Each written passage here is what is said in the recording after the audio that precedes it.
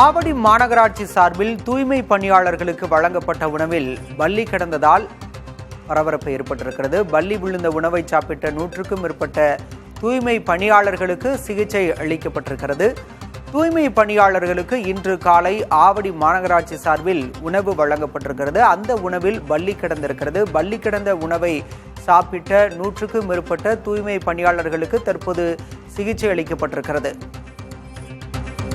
ஆவடி மாநகராட்சி சார்பில் தூய்மை பணியாளர்களுக்கு வழங்கப்பட்ட உணவில் பல்லி கிடந்திருக்கிறது. பல்லி கிடந்த உணவை சாப்பிட்ட 100க்கும் மேற்பட்ட தூய்மை பணியாளர்கள் தற்போது மருத்துவமனையில் சிகிச்சைக்காக அனுமதிக்கப்பட்டிருக்கின்றனர். விவரங்களோடு செய்தியாளர் நவீன் இணைந்திருக்கிறார். நவீன், மிக மெத்தனமாக செயல்பட்டது போல இப்படியான ஒரு சம்பவம் நிகழ்ந்திருக்கிறது. மாநகராட்சி தரப்புல என்ன சொல்றாங்க? தற்போது அனுமதிக்கப்பட்டு சிகிச்சை பெற்று வரக்கூடிய பணியாளர்களோட உடல்நிலை எப்படி இருக்கு? ஆவடி மாநகராட்சி சார்பில் தூய்மை பணியாளர்களுக்கு கொடுக்கப்பட்ட காலை உணவு தான் அந்த பள்ளி இருக்கின்றது. சிற்றுண்டிக்கு தரக்கூடிய சாம்பாரில் உயிரிழந்த நிலையில் பள்ளி கண்ட ஊழியர்கள் அதிர்ச்சி அடைந்திருக்கின்றனர். இதனை கண்ட காலை உணவு சாப்பிட்ட 100க்கும் மேற்பட்ட தூய்மை பணியாளர்கள் முன்னெச்சரிக்கை நடவடிக்கையாக தான் அனைவரும் தற்போது ஆவடி அரசு மருத்துவமனையில் குவிந்திருக்கின்றனர்.